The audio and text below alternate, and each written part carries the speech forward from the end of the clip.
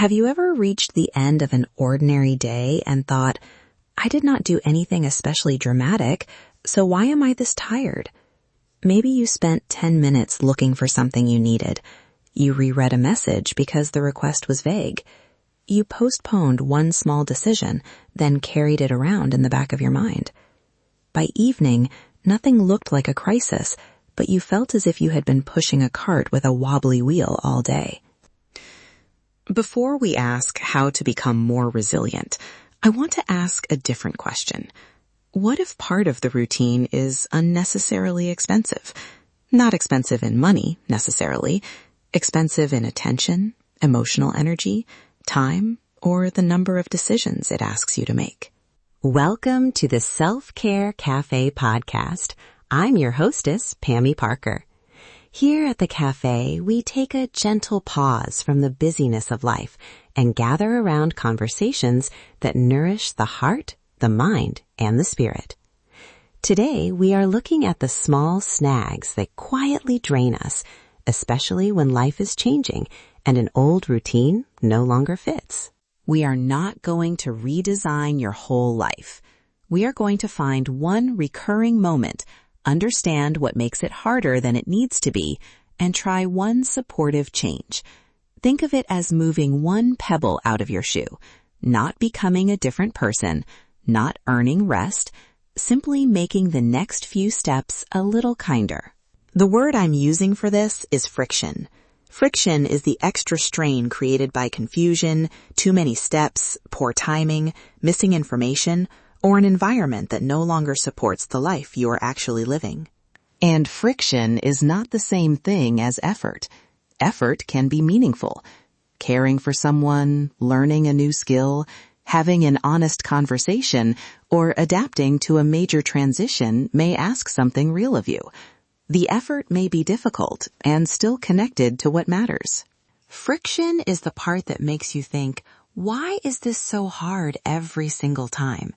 It is the password you can never find, the appointment with no clear details, the dinner decision arriving at the exact moment your patience has left the building.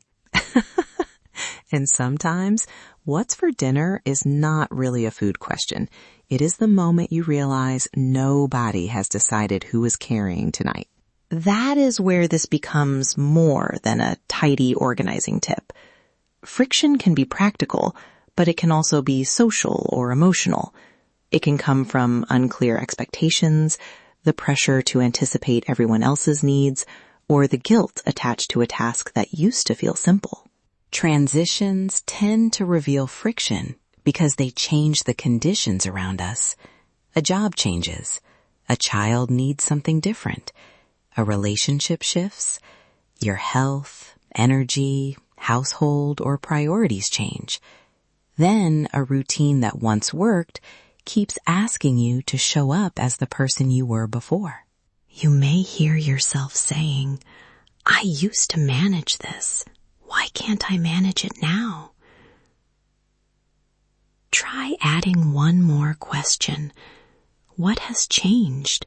And what is this moment asking of me now?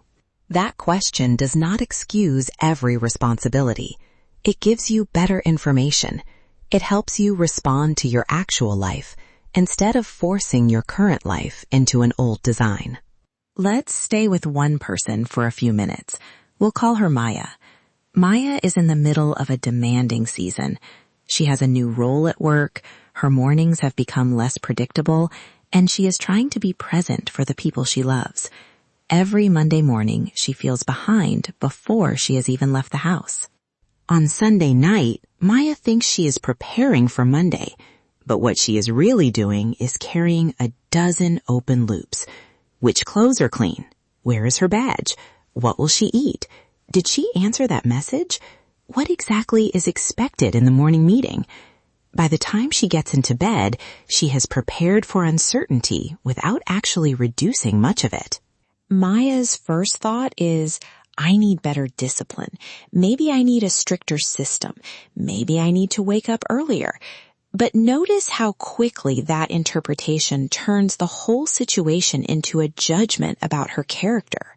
A more useful description might be, On Sunday evening, I become rushed because Monday contains too many unresolved decisions and unclear details. That sentence is not as dramatic as I am failing at mornings. It is also much more helpful. This is the first move in the friction map. Notice the moment. Not your entire life, not every source of stress. Just the moment that reliably leaves you tense, scattered, resentful, or depleted. You might notice it when you open your email, when you walk through the front door, when you prepare for a recurring meeting, or when someone says, "Can you handle this?" Choose something small enough to observe clearly and frequent enough that you do not have to rely on memory from 6 months ago. Now, name the snag. What specifically is making this moment difficult? Is it too many choices? A missing item? A physical setup that works against you? A request that has no clear finish line? Are you trying to move directly from one role into another with no transition at all? For Maya, the snag is not simply Monday morning. It is the number of decisions packed into a short window, combined with missing information about the meeting. That is much more specific, and once something is specific, it becomes possible to work with. Then ask what the snag may be pointing toward. Perhaps you need clarity. Perhaps you need fewer choices, more time, support, privacy, rest, or a buffer between one responsibility and the next. The need is not an accusation. It is a clue. Maya may discover that she does not need a perfect morning routine. She needs predictability and a softer beginning. That is a very different problem, and it leads to a very different kind of response. Now, I can imagine someone listening and thinking, "Please do not give me one more system. I barely have enough energy to make dinner." That concern matters. If the solution requires a color-coded schedule, 6 new containers, and a version of you who is always motivated, it may be adding friction instead of removing it. So let's make the adjustments smaller. Maya might put her badge beside the keys, choose from 2 breakfasts, and place Monday's paperwork in one folder. She might send one short message asking, "What should I prepare for the meeting, and how long will it last?" That is not a new lifestyle. It is a few fewer decisions. And perhaps she does not need to prepare the entire week. She only needs to test this for 3 mornings. Then she can ask 2 simple questions. Did this reduce the number of decisions? And did I feel even 1 notch less rushed? 1 notch counts. We are not looking for a perfect result or a transformed personality. We are looking for information about whether the adjustment supported the need we identified. Maybe the badge beside the keys helps, but the vague meeting still leaves Maya unsettled. That tells her the first change was useful, but incomplete. Maybe the 2 breakfast choices feel restrictive rather than supportive. Then she can release that idea.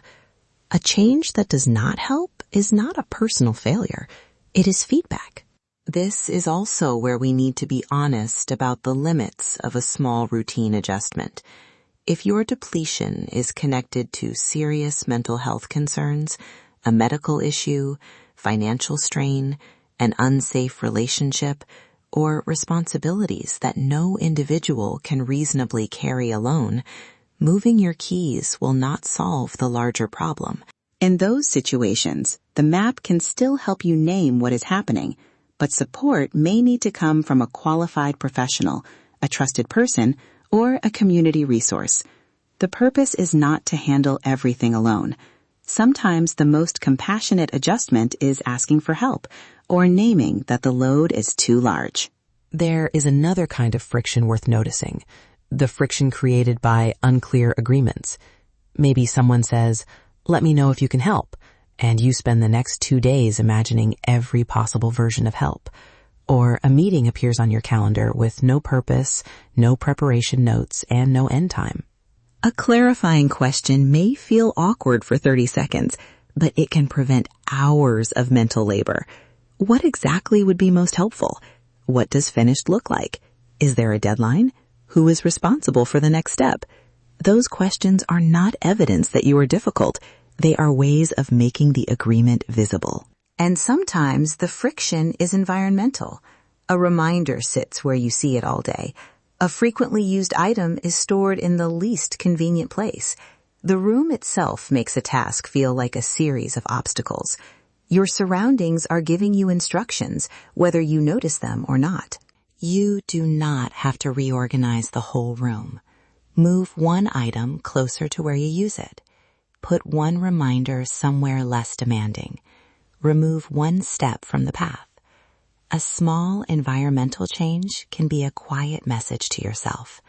I know this is hard, and I am willing to make it a little easier. Let's practice together now. Bring to mind one ordinary moment that has been costing you more energy than you think it should. Do not choose the most painful issue in your life. Choose a manageable point of contact with your day. Picture it as clearly as you can. Where are you? What time is it? What happens just before the tension rises? Notice the details without trying to fix them yet. Now describe it without judging yourself. Instead of, I am terrible at this, try, I lose time because the information is scattered. Instead of, I have no boundaries, try, I agree before I know what is being asked. Let the sentence be plain. Plain language gives you somewhere to stand. Next, ask what the moment needs. Clarity? Fewer decisions? More time? A better physical setup? A conversation? A pause between roles? You do not need to find the deepest explanation. You only need to identify one need that seems close to the snag. Finally, choose one adjustment that is small enough to try on an average day. Put the item where you need it, choose a default, ask for the missing detail, change the setting, prepare one part earlier, remove one step, or decide that this task does not have to be done in the most elaborate way. If you are thinking of 5 adjustments, choose one. If you are thinking of none, that is information too. Perhaps this is not the right moment, or perhaps you need support before you need a strategy. You are allowed to pause without turning the pause into another assignment. The heart of the friction map is simple. Notice the moment, name what makes it difficult, and choose one gentle adjustment that supports the person you are today, not the person you were 5 years ago, not the person you think you should be, the person who is actually here. And before you close this episode, I want to return to that first question. If an ordinary day leaves you unusually tired, it may be worth asking, what is making this moment harder than it needs to be? That question has room in it. Room for honesty, for change, and for compassion. You do not have to optimize your life. You do not have to prove that you deserve ease. You can simply notice one place where your energy is leaking and offer yourself one small kindness there. If you would like to continue reflecting with us, visit the Self-Care Cafe website for more thoughtful conversations and practical resources on emotional well-being, mindfulness, resilience, and compassionate self-care. You can write down your own 3 friction map questions and bring them into the week. And if someone you care about may be carrying more invisible friction than she realizes, share this episode with her. Before you go, take one easy breath in. Let it leave without forcing it. Notice the surface beneath you, the room around you, and the fact that you made space for yourself here. One small adjustment can be enough for today. Thank you for listening. Come as you are, leave nourished.